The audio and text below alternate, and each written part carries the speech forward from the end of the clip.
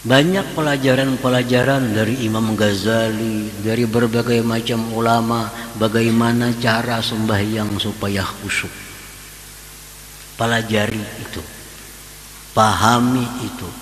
Kada akan bisa kita mempraktikkan kalau Salli wa sallim ya salam ala nabi khairil anam wal ali wa sahbihi. Bismillahirrahmanirrahim. Innama ja'alallahu ta'ala hadhihi ad-dunya mahallan lil amrad wal balaya wal ahzan wal fitan liyuzahhidaka fiha. Hanya saja Allah Subhanahu wa ta'ala menjadikan ini dunia tempat bagi segala macam penyakit.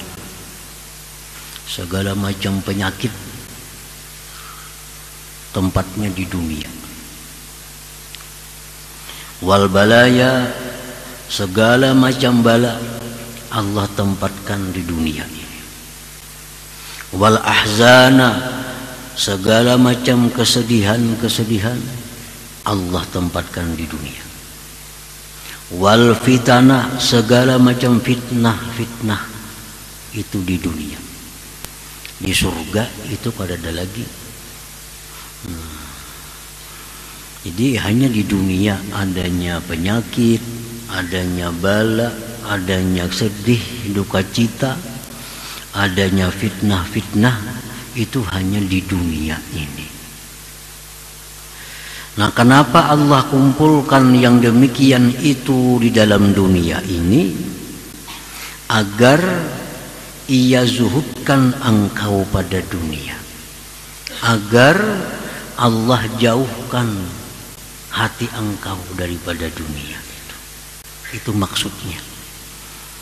Nah, fala tuhibbuha, maka engkau tidak mencintai dunia itu. Mencintai dunia berarti mencintai tempatnya penyakit, tempatnya segala bala, tempatnya duka cita dan sebagainya tadi. Wala targhabu fiha, dan tidak gemar engkau pada dunia itu. Wala tarkanu ilaiha, dan tidak condong kepada dunia itu. Wala tata'allaqu biha, dan tidak bergantung hati engkau dengan dunia itu.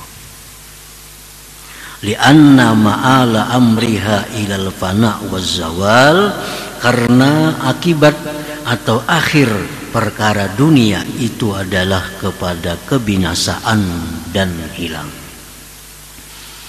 Nah, bila kita mencintai dunia, satu saat kita akan kehilangan. Bila kita menggemari dunia, satu saat dunia akan hilang.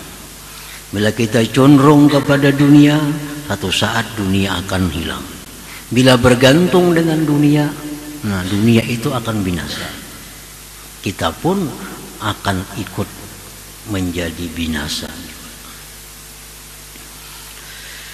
Nah, para muhibbin rahimakumullah. Jadi itu sebabnya Allah jadikan hanya di dunia ini tempat segala macam yang demikian.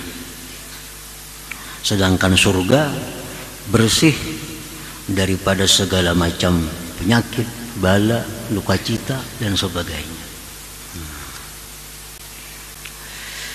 Wali syughliha iyyaka ghaliban 'anillahi ta'ala, dan karena mengganggunya itu dunia, menyibukkannya itu dunia kepada engkau daripada Allah Subhanahu wa ta'ala. Dunia ini membuat kita sibuk daripada Allah. Jadi Allah suruh kita ini supaya jangan hendak berpegang dengan dunia itu.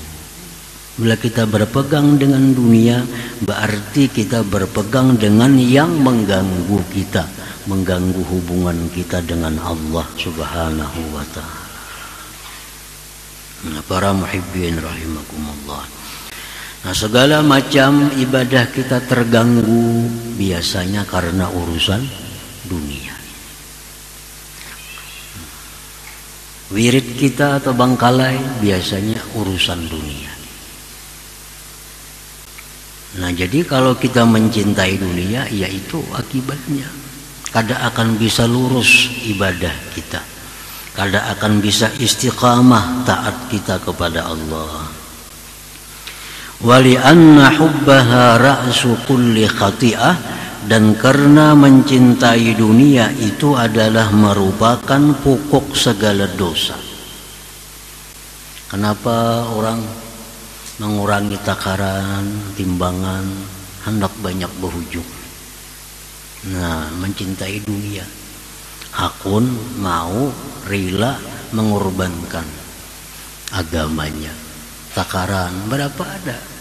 Takaran itu dikurangi, timbangan gitu kan dikurangi, minyak mestinya murni dicampur supaya banyak untung. Nah, itu akibat daripada mencintai dunia, banyak dosa-dosa yang didapat di situ. Orang biasanya bermusuh-musuhan akibat karena dunia. Jadi mencintai dunia itu adalah pokoknya segala macam dosa. Wa qad warada 'anil Nabi sallallahu alaihi wasallam man ahabba dunyah adarra bi akhiratihi. Sungguh mendatang dari Nabi sallallahu alaihi wasallam, barang siapa yang mencintai dunianya maka akan memudaratkan akhiratnya. Ini dunia akhirat ini diciptakan Allah macam timur barat. Bila kita dekat ke timur berarti jauh ke barat. Bila kita berparak makin dekat ke barat berarti makin jauh ke timur. Nah, itulah perbandingan antara dunia dan akhirat itu. Bila kita mengutamakan mendekatkan diri ke dunia, jauh dengan akhirat. Bila kita mendekatkan dengan akhirat, jauh dengan dunia. Nah, jadi ujar Nabi ini, barang siapa yang mencintai dunianya itu pasti akan mengganggu akhiratnya. Kada tenaga pikiran terganggu. Artinya apa?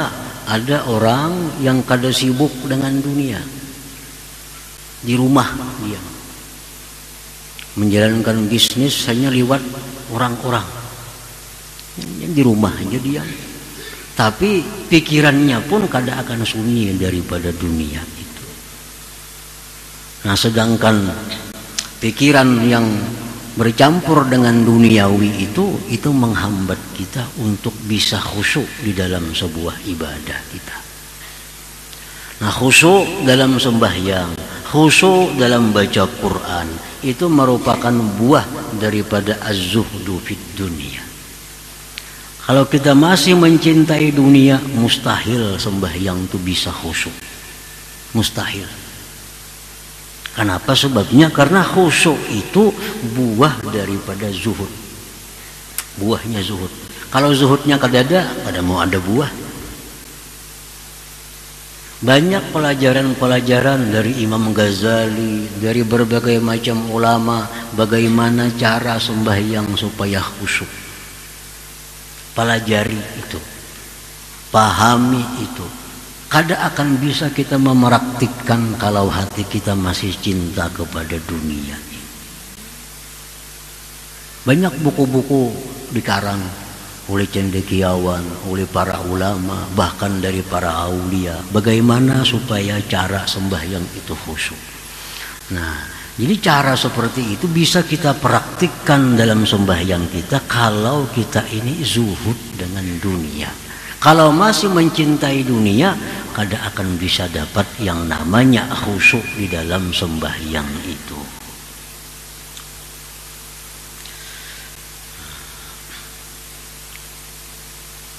Wa warada aidan la ta'tiyannakum ba'di dunya ta'kulu imanakum kama ta'kulun narul hatab.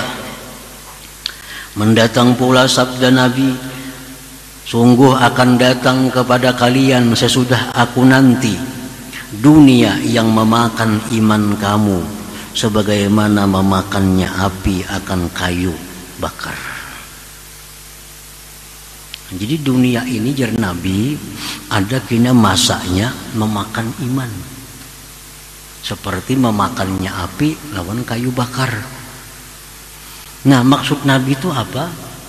Orang kada akan dapat dari dunia kecuali mengorbankan iman.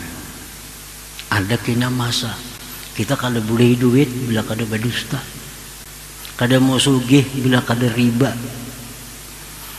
kada mau sugih bila kada mengurangi takaran timbangan. Nah, ini biar Nabi akan datang kepada umatku itu dunia yang memakan iman, memakan iman. Membajari jujur saja kada bakal beli duit. Berdusta apalagi bersumpah palsu mau lakas berduit. Nah, iya itu artinya ada kena masanya jar Nabi itu. Jadi pedagang jujur kada mau sugih, jadi pejabat jujur kada mau naik pangkat. Bila kada di menuruti aturan orang maka. Nah, Nabi sudah madahkan 1400 tahun yang lalu sudah dibaca oleh Nabi.